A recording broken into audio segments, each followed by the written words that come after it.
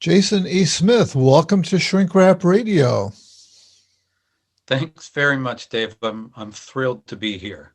Well, it's lovely to have you here. And we're going to be discussing your book, which is titled Religious but Not Religious, Living a Symbolic Life. And I have to tell you, I was grabbed by that title. That's how we come to be having this interview right now, because when I saw that title, it just kind of resonated with me. I think that's a description that I would subscribe to in terms of my own relationship to spirituality. And I suspect that there are a lot of other people out there. I think I first heard that phrase from one of my guests who described herself that way. And Oh, really? yeah, and I hadn't heard it before. Had you heard it before? I hadn't heard it before, um, but you know, there's the well-known phrase "spiritual but not religious," and Uh-huh. That may be what she said. I'm not sure, but I think it was religious, but not religious. Yeah. right, right, and I appreciate the idea behind spiritual but not religious, but felt like uh, this was just a slight variation on that, Yeah. not separating them so widely. I see. I was wondering how you came up with that title. Is there any more of a story behind it? Well, the whole realm of the religious and the relationship to religion is something that I have been interested in. I've been curious about. It's a personal subject for me, and I guess I would have called myself spiritual but not religious at some point. Yeah. The Uh, challenge with that is that it creates this kind of dichotomy, right. religious over here, spiritual over here, Yeah. and it didn't quite describe um, or hold together sort of the full range of possibility in there. So Okay. I, I'm sure we're going to be getting into that. I yeah, I'm curious if you grew up in any particular institutional religion. uh, not really. I mean, my family was nominally Christian, and I kind of talk about this in the introduction to the book. We uh, never really practiced.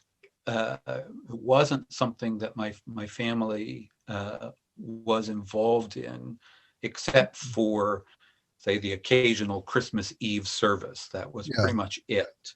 Oh, okay. Uh, yeah. Yeah. Well, the word religious can really trigger different reactions in different people, right? Right. Yeah. Absolutely. And Absolutely. and so I think partly what we're talking about here is recognizing that for some people, the word religious contains baggage, connotations that they don't want to subscribe to. Um, so, what do you think some of those connotations are, or factors that turn some or many people away? Yeah, that's a complicated question. I think that's right that people have a very fixed idea. A lot of it depends on a person's exposure to religion, how they've been exposed to it. Have they been a part of a religious tradition? Has that tradition been helpful or harmful? Mhm. Uh, in my own experience, I don't have the experience of being wounded by my religion. So I can come to it with a different perspective. And so it is a tricky thing because as Yeah, soon as you hear that, it kind of it associates with certain experiences. Many people think about organized religion or institutional Yeah. religion, and they sort of shut down around that. That feels somehow restrictive in a way, which is part of why people talk about being spiritual but not religious, because the organized religion feels restrictive and spirituality feels more open. Yeah, I would agree. I think I think I have those same impressions about the feelings of those. Sure. Um, the subtitle of your book is Living a Symbolic Life. Um, what is a symbolic life? Yeah. Well, that's, it's the subject of the whole book, The and it's whole book, I complicated, know. And we'll come but back to it probably in different ways as sure. we go along. Right, exactly. Um, so Carl Jung uses this idea of the symbolic life. He talks in a talk that he gave in 1939 about the importance of the symbolic life. Mhm.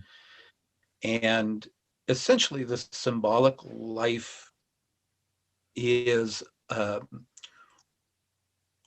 something that we could call a religious outlook on life, in which someone has a relationship with a certain set of symbolic material, images, stories, those kinds of symbols that give them access to a deeper dimension, a larger sense of life, a life that has the character of meaning.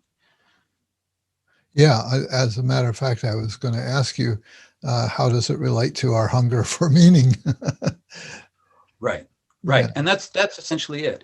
It's about having a connection to a meaningful dimension, yeah, something beyond the everyday kind of daily grind.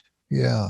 Do you know offhand about how old Jung was when he said that? It sounds like something he might have said in later life or past midlife. It's definitely past midlife, so it's 1939. At that point, he's probably in his mid 60s, if my math is right. Uh, and he's 1939 on, he's starting to kind of consolidate all of his work. Um, and this is a talk that he gives to a group of clergy. So he's discussing the psychological dimensions of religion. Um, and this phrase, which he actually doesn't use again outside of this talk, the Oh, symbolic life.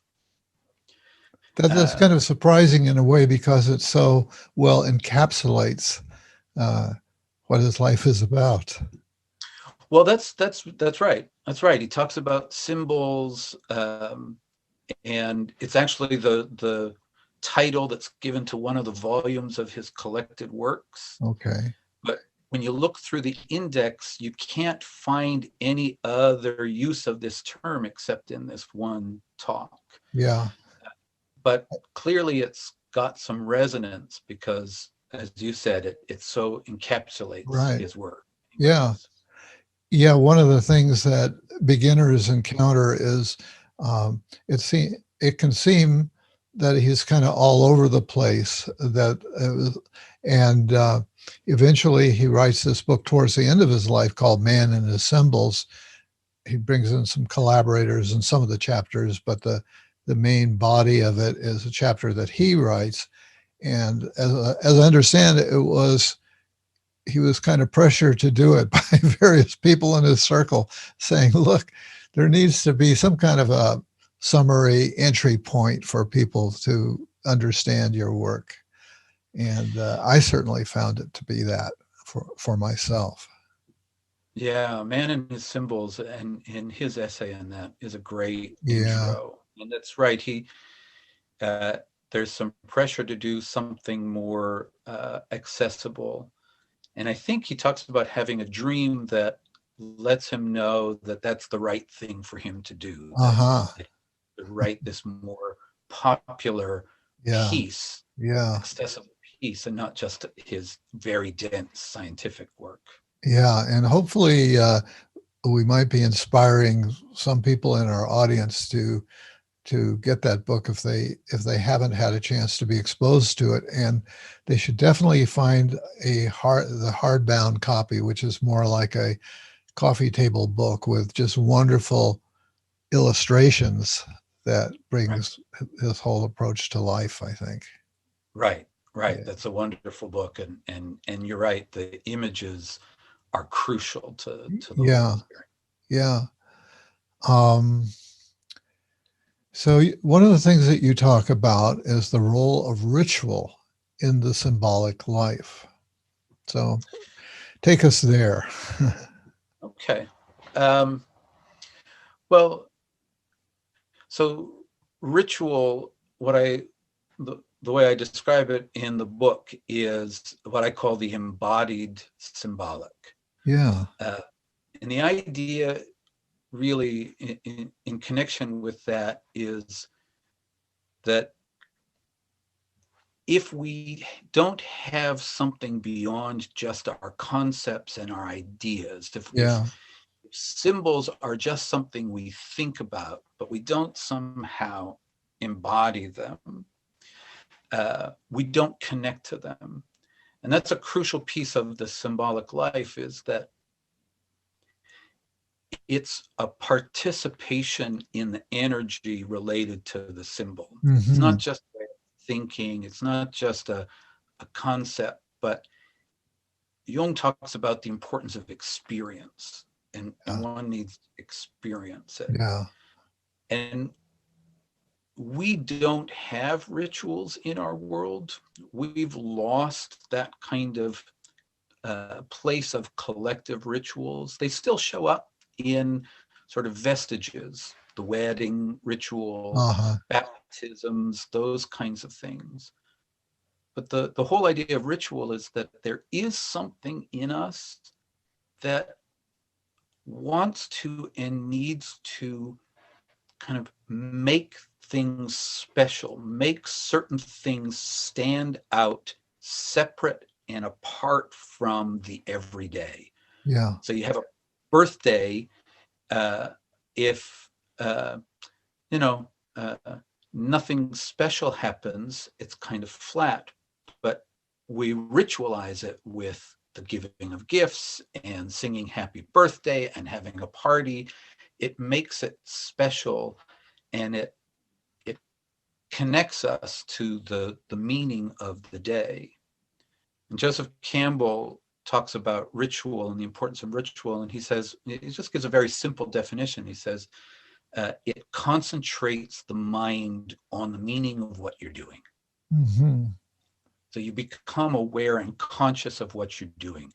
You can just sit down and eat food, or you can sit down and you can say grace, and that brings you into consciousness with your place in uh, the life cycle, really, that you're Yeah. eating something that has been killed and prepared, and so it brings you into connection with a larger sense of life rather than Right. just a default automatic pilot sort of Yeah. experience of life.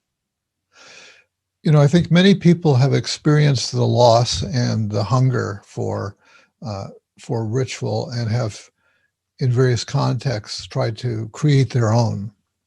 And what are your thoughts about that? Do you think that it's possible for modern people to create new rituals that have the necessary depth and connection to them? I think that's a difficult question. Oh, good. I think my answer is a little mixed, because part of me says yes, right? That there are rituals that work. Um, in fact, in the book, I quote a study that's done and talks about why rituals work and how rituals, even homemade rituals, can help on a number of different things, like a ritual before public speaking helps manage anxiety, these kinds of things. Yeah. But the key, I think, that you're talking about is depth. Can they have the same depth? Yeah. And my sense is that it's kind of yes and no. Yes, because there is in us this kind of instinct to make things special and to create those kind of spontaneous rituals. But Jung's very clear that we can't consciously create symbolic material. Mm-hmm. If you just create a symbol, it's really a reflection of your consciousness, the state of consciousness at this moment. It's a reflection of what you already know and who you already are. And so many of the rituals that we have kind of faded are reflections of who we are yet to become and what we don't yet know. And the symbol or the ritual that doesn't have an aspect of that deep unconscious, that doesn't come up from the depths, Yeah. can't quite have the power if we know too much about it.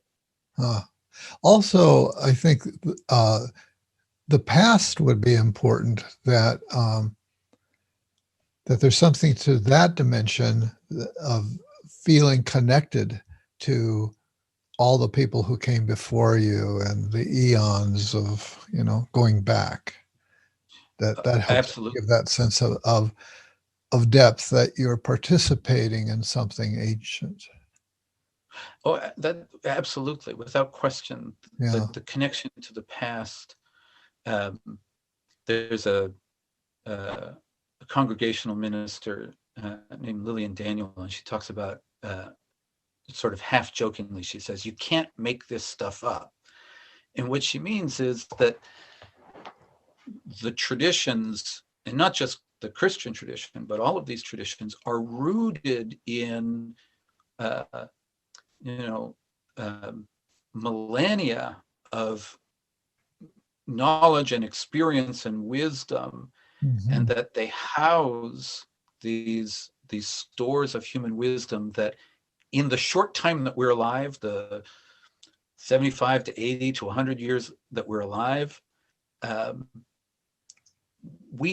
there's not enough time for us to learn all that there is to learn. And Yeah. so having some connection with the past is crucial. Yeah. At the same time, I'm thinking there are some religions that have become institutionalized but aren't very old, uh, that came about, let's say, in the early 1900s or the late 1800s. And so, and certainly they've developed their belief system and I'm sure rituals and songs and so on. Mm-hmm. It's nothing I've given a lot of thought to, but it just kind of comes up as I'm thinking about it now with you. Yeah, I think that the religious imagination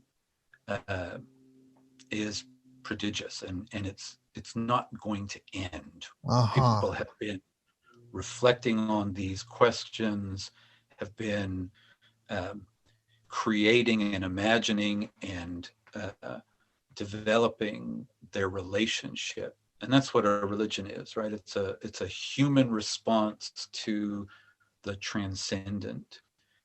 And as long as there is that in us that goes, why are we here?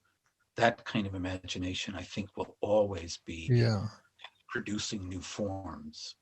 And presumably the collective unconscious from which all of this springs is still available to us. So again, just kind of thinking out loud here, a modern person maybe a very special kind of modern person who gets dreams and visions and so on, might tap into that, and out of that, their experiences, um, a group could constellate around them, and maybe it could have, it would be genuine, that it's got some roots in the collective unconscious.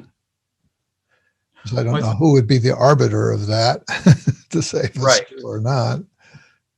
right, right. Well, all of the religions have their starting point. Christianity, Islam, they start somewhere.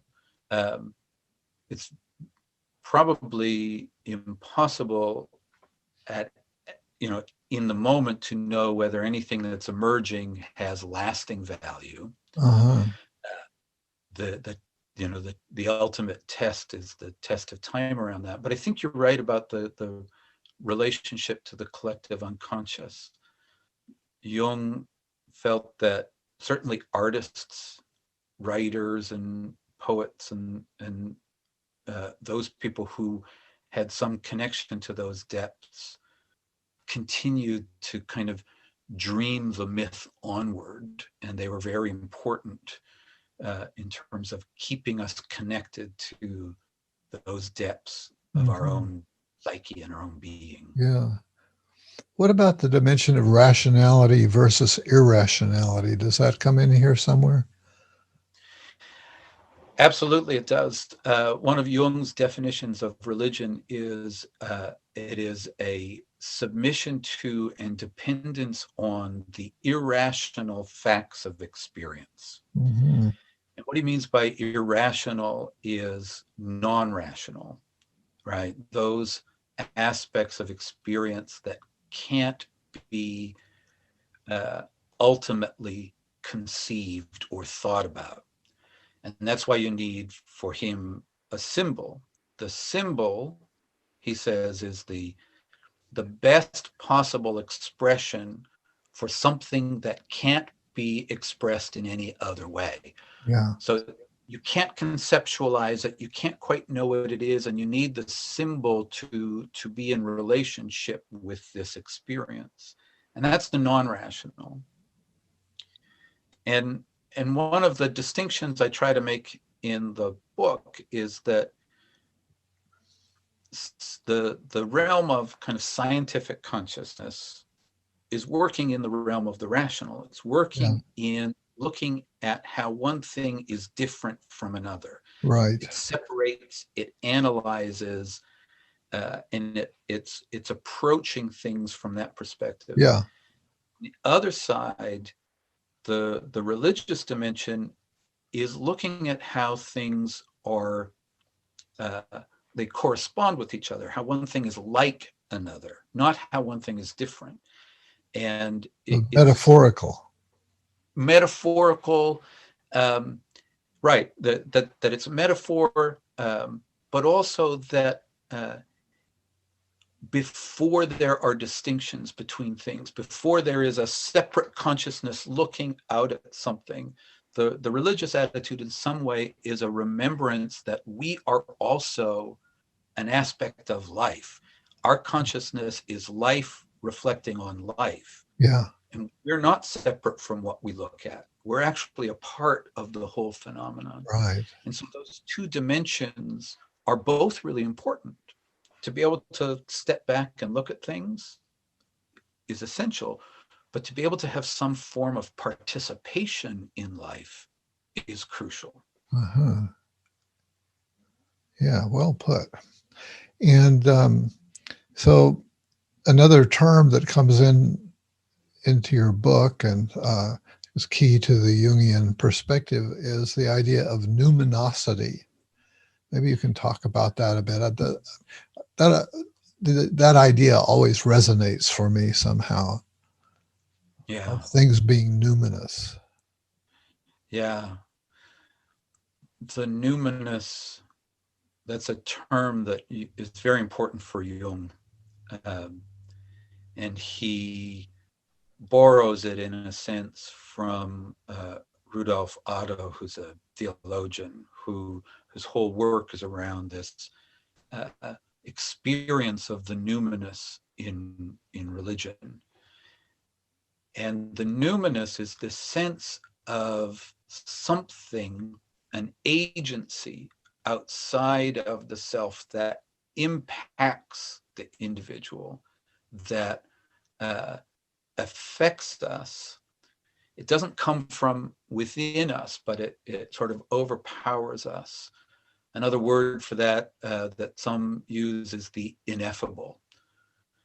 And the way that I think about it, or the sort of the example I use to try to kind of convey this, is the idea of like standing before a beautiful sunset or something like that, where the response is one of, oh, wow, like you're affected by it. You don't know what the sunset means. You can't translate it into a concept. You have an experience of it, and you feel the sort of the power and the beauty of it. Yeah. That's the numinous. And that's the sort of the heart of Jung's sense of what the religious experience, the religious outlook, the religious function of the psyche is connected to, that power of the numinous. I wonder if it applies to the experience that some people have when they go to an art museum. I don't get that when I go to the art museum, I have to say. I just walk through and I don't, you know, it's a sad thing to admit, that I don't think I've ever had an experience where I could just stand in front of a painting and not want to move. But I know some people do. Yeah. Would that be an example of the numinous, do you think? Oh, absolutely. I mean, I think that for different people, the numinous comes through in different ways. Yeah. Right. For some people, standing before a work of art and they're transfixed by it, they enter into what James Joyce called aesthetic arrest. That they can't think, they're just in this state of sort of awe, in a sense. Yeah. Other people might experience that in nature, walking in the woods. They feel the numinous coming from the nature all around them. Other people are going to feel that in connection with other people, in their relationships with other people, being together with others makes them feel that sense of sacredness, divinity. Uh-huh. So I think it could come through pretty much any channel. And the key really is to find where the numinous kind of speaks through and to you. Yeah. In Jung's typology, I think that I have been accused of being in the sensate category. And I sort of bridled at that because I thought, oh, geez, that means I could never be a Jungian analyst or anything. They're all in one of the other quadrants. And, but there's a way in which I have to confess to that. An example is I can go, I've had a broken appliance or gone to help a friend with a broken appliance. And even though I know nothing about the inner workings of that appliance, I'll get a flash and go right to the issue before I've even opened it up. And so things can really, mechanical things can really be magical for me. I was an amateur radio operator for a long time. So I get very excited about equipment, radio equipment that glows in the dark. And yeah, that's a wonderful story, because that flash, we could think of that as a kind of numinous. You're getting close to something that has meaning and power for you, and it speaks to you. Yeah. It speaks to you, I would say, at an intuitive level. Oh, I know Yeah. where to go. And you don't consciously think, you just go there. You know, another story, when I was in graduate school at the University of Michigan and working at the VA, I got I don't think email existed. I got an actual letter out of the blue from somebody that I didn't know. I think it was a woman, and who said she was a psychic or something like that. And she told, and I don't know where she got my name from or anything. Okay, complete stranger wrote to me to tell me that in the time of Atlantis, I was a robot maker, and that my karma now was working off having been a robot maker and learning to, I guess, interface with people rather than robots. Mm-hmm. I can't explain it, but it seems relevant to this discussion. Well, and here you are doing the interfacing, doing this work as an interviewer, Yeah, uh, yeah. face to face with people. Every now and then that memory pops up, and there's something to it. I Yeah, don't know that I believe in Atlantis, but there's something to the at a metaphorical level to what this woman was picking up on. sure. That there's something that, in terms of your orientation, but also kind of the edges of your own experience that you're working and developing and growing Yeah, into. yeah. Yeah. One of the things that you touch on in your book is the four functions of religion, because we've been talking about religion as articulated by Joseph Campbell. Right. And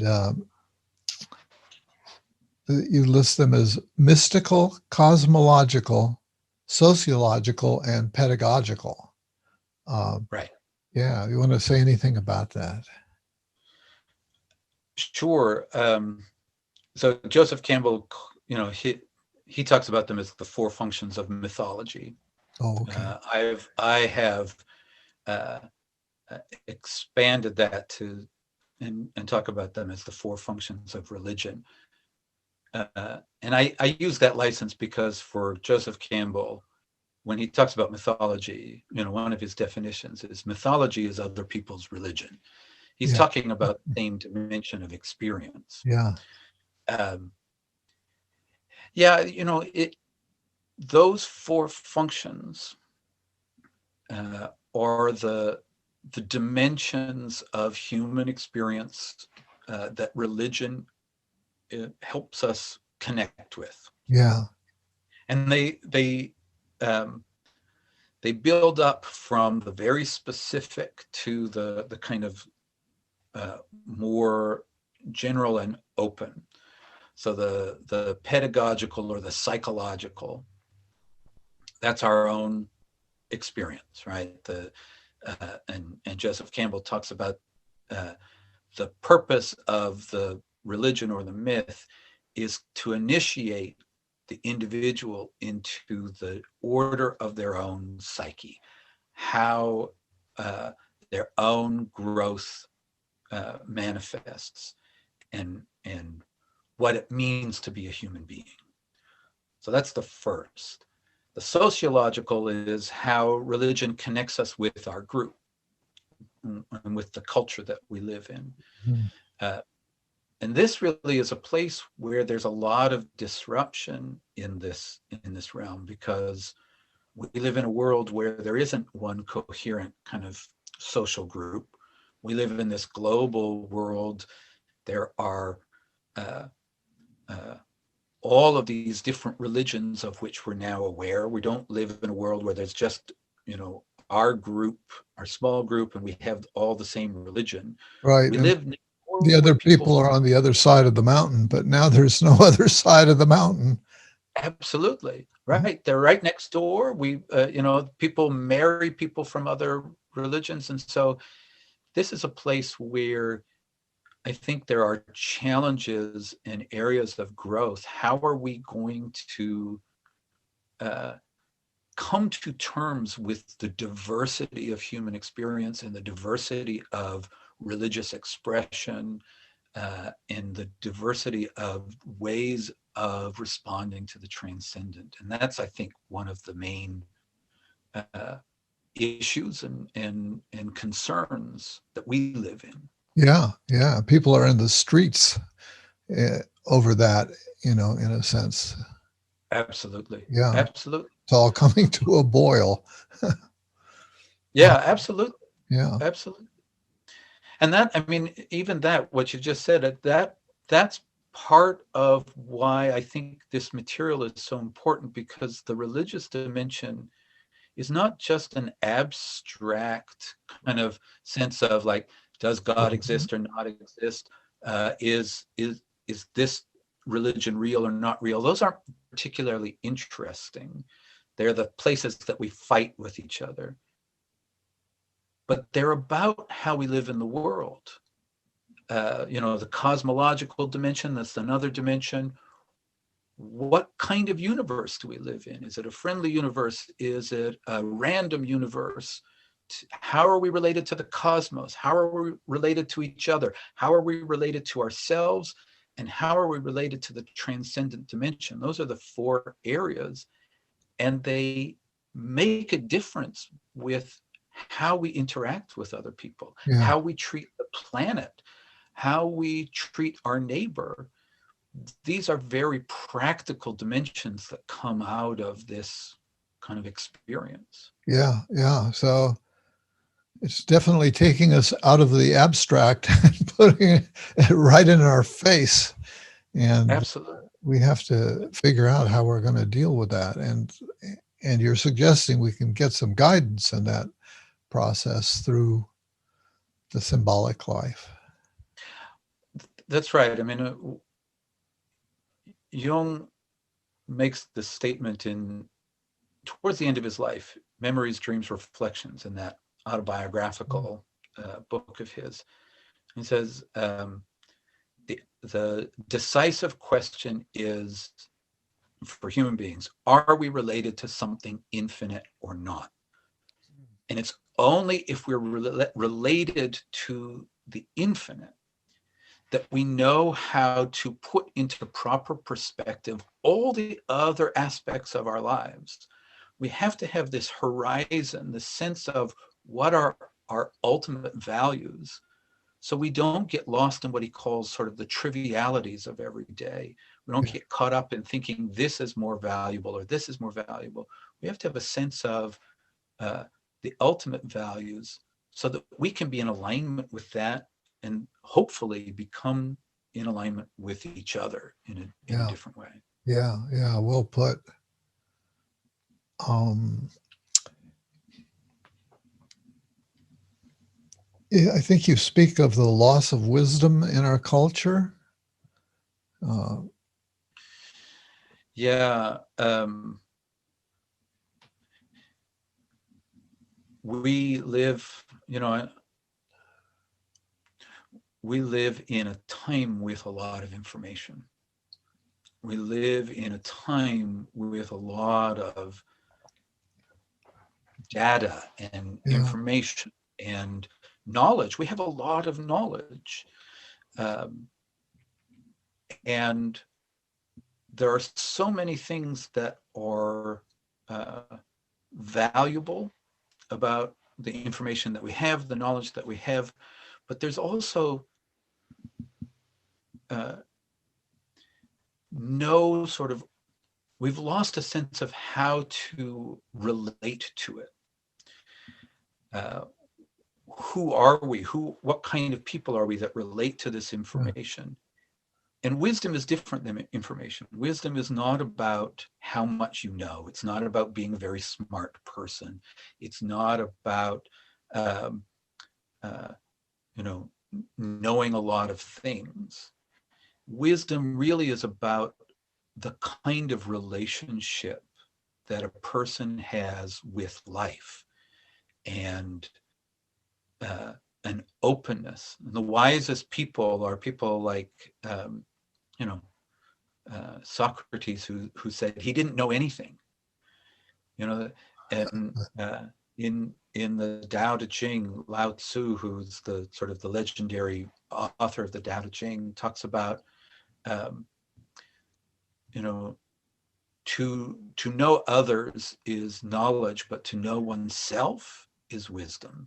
Yeah. But knowing a lot of things and talking about a lot of things isn't the same. It doesn't give us guidance for how to engage life and how to live a life of meaning. Yeah. Well, we live in a time of so many facts, as you were pointing out, that we are blinded by them. It's like a maelstrom of information coming at us Right. nonstop. And I've done some work in market research. So they talk about big data now, big Right. data, really big data. Right. Ah, Right. Right. It's so much information that there's no possible way for our human brains to really process it and integrate it. It's kind of like trying to drink from a fire hose. It's yeah. just so coming at us. And speaking of market research, I was involved in qualitative market research.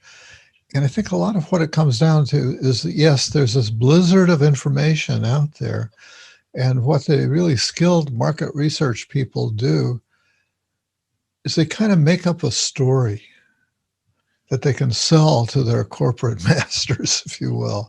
Right. A Right. story that kind of brings some coherence to all this stuff and that's believable. Sure. Uh, and Sure. then everybody moves ahead with that story. Sure. Well, there has to be some coherence, right? There has to be some order and some pattern. And You can't they just need people who are kind of intuitive to do that, to handle this morass of stuff, uh, yeah, to kind of tell them a nice, yeah. an effective story. Well, you know, I think that's interesting because one of the things that I talk about in the book is that we have become people without stories. We've Yeah. lost connection with these guiding stories All that right. make sense of the world for us, that make sense of our place in the world. And the problem with that is that if we don't have our own story, or Jung would call it also our personal myth, we are susceptible to other people's stories. We are Definitely. susceptible to the stories of the marketers or the stories of the politicians or the stories of the propagandists. That if we don't have uh, a story, what Jung calls a healing fiction, a story Yeah. that puts us in right relationship, then we're open to a lot of other kinds of potential manipulation. A healing fiction. That's an interesting phrase. Yeah. Yeah, yeah. It, the idea that um, for Jung, whether something was true or not really hinged on whether it was effective or not. Right? He says if the stories of the religions work and they help you, go that way. And if you feel like you want to reject them and then see what happens to your psychic state. If that makes you feel healthier, keep going that way. For him, it's about, does it help or does it not help? Yeah. That's kind of a scientific attitude at the same time, isn't it? Sure, sure. It's Yeah. he's trying to be very uh, empirical and not kind of impose a particular viewpoint. Yeah. Does this work? Does this serve this person? This person, should they be uh, in this particular religious tradition? Does that serve them, or have they outgrown it? How Hmm. does it help? How does it hurt? Yeah. One of the things you refer to are disorders of the soul. Uh, how do you Here's another tough question. How do you define soul in this context? Yeah, soul.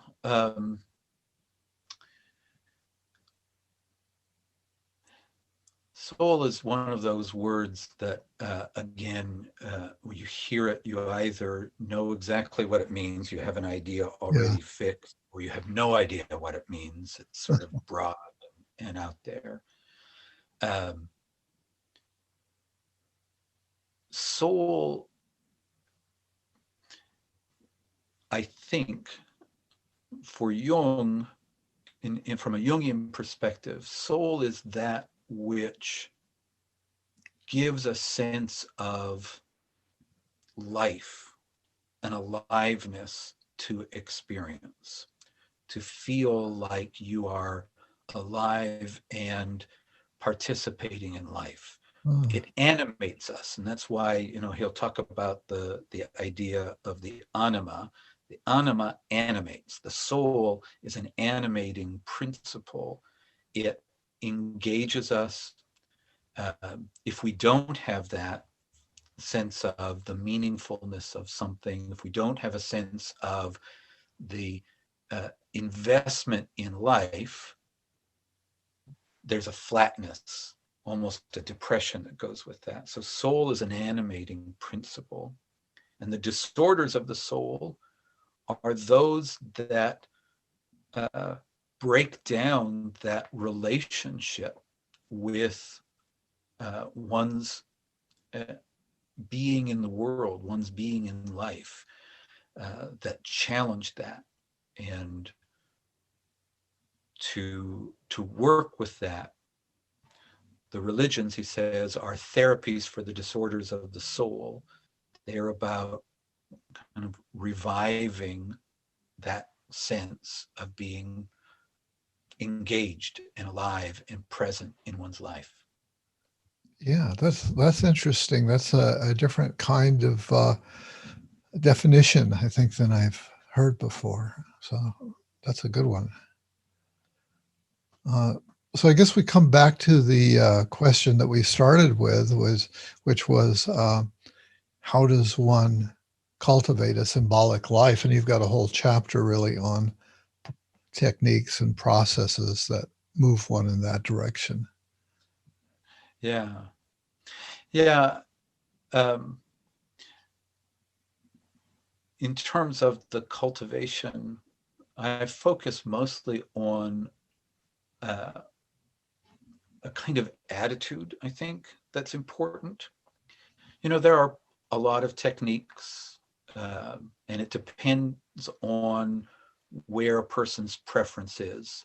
So if you're interested in something like Jungian psychology, things like working with your dreams, working with active imagination, those would be the places that you would go.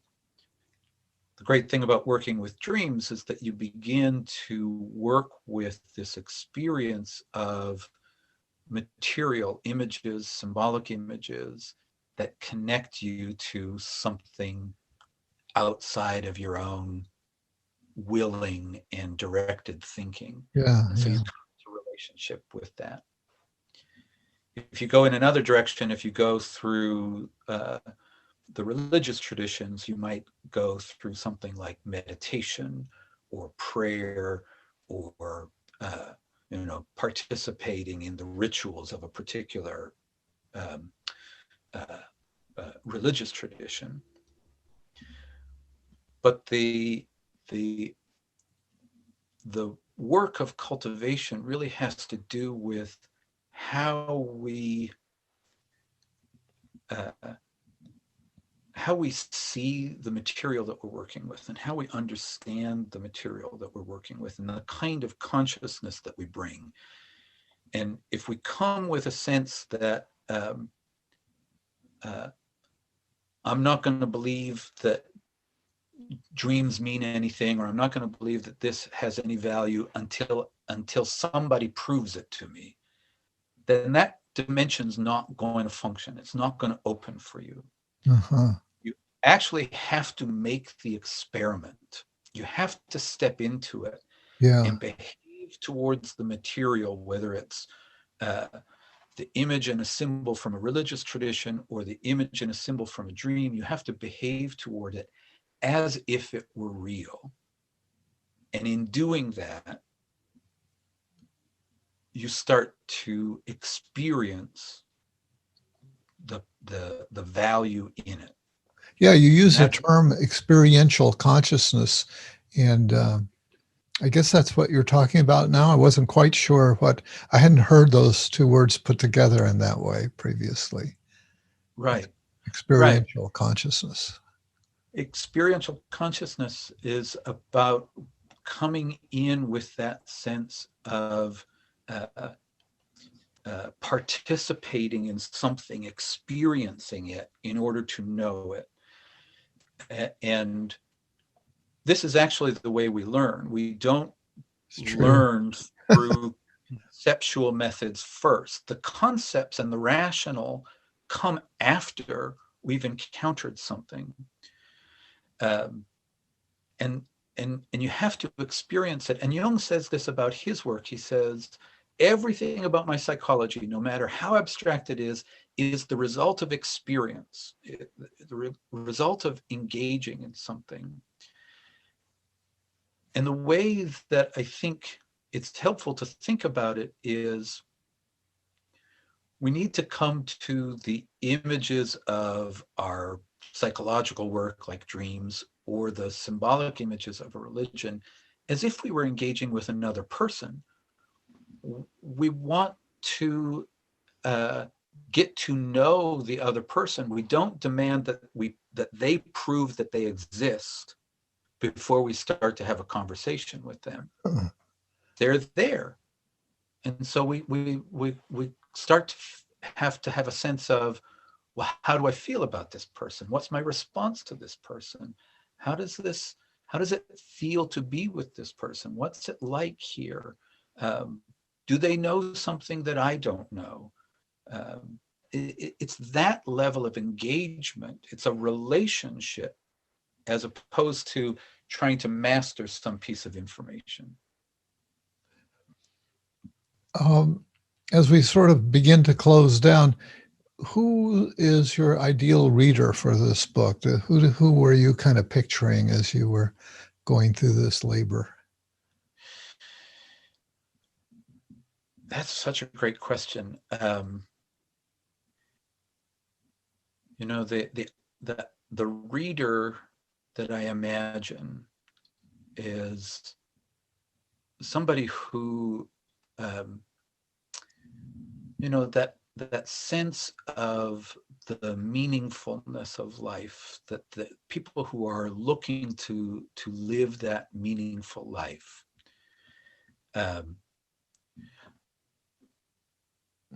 It's not just an academic book, right? So it's not just a book of ideas, but for those people who are searching for some way of connecting a certain feeling around the importance of meaning with a way of thinking about it and understanding it. I think this book really speaks to that person. I say at one point, I don't think that the book will change anybody's fixed ideas about the value of the religious one way or the other. Mm-hmm. If you're dead set against it, I'm not out to prove that religion is valuable. And I'm not out to prove something else. But if you're interested and kind of open and you want a way to think about it and engage the material, I think as a means to that, the book really can be valuable. It's about how to live in relationship to that and why it's important, but it's not about proving an argument one way or the other. And I think that's sort of what we've been doing here. So we've had an experience of the book, I think, speaking with you. And so I Yeah. really want to thank you, Jason. Jason E. Smith. I bet there are a lot of Jason Smiths out there. I think the E is probably really important. The E is very important. Yes, Yeah. exactly. What does it stand for, by the way? Edward. Edward, My that middle would name. be my guess. Yeah. So, Jason Edward Smith, thanks for being my guest today on Shrink Wrap Radio. Well, thank you for having me. This has been fun to talk with you, so I'm glad I got the opportunity.